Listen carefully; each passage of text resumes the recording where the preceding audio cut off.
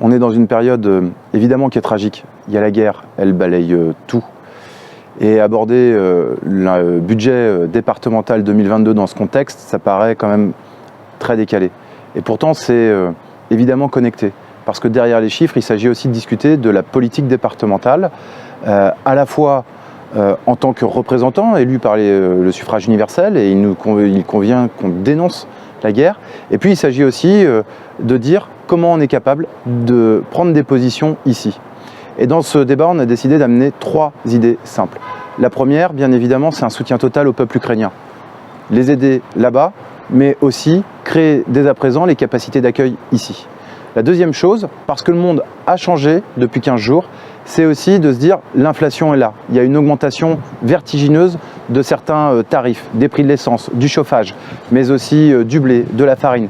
Comment on est capable d'affronter ce choc d'inflation auquel on est confronté? C'est pour ça qu'on dit, soyons prudents, construisons un budget en bloquant une enveloppe de 5 millions d'euros dès à présent pour aider les classes moyennes et populaires, soit via les cantines scolaires, comme on l'a déjà proposé, mais aussi dans les EHPAD, en revalorisant le point GIR, et puis sans doute un certain nombre d'autres mesures qu'il faudra prendre d'ici là. Et puis le troisième point, c'est favoriser aussi le vivre ensemble ici.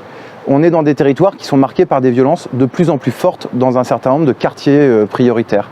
On est dans des quartiers aussi où les élus locaux, les associations doivent déployer des trésors d'innovation pour arriver à faire vivre ensemble des gens qui ont des histoires différentes, des cultures différentes, mais qui tous sont marqués par une chose dans ces territoires, c'est la précarité.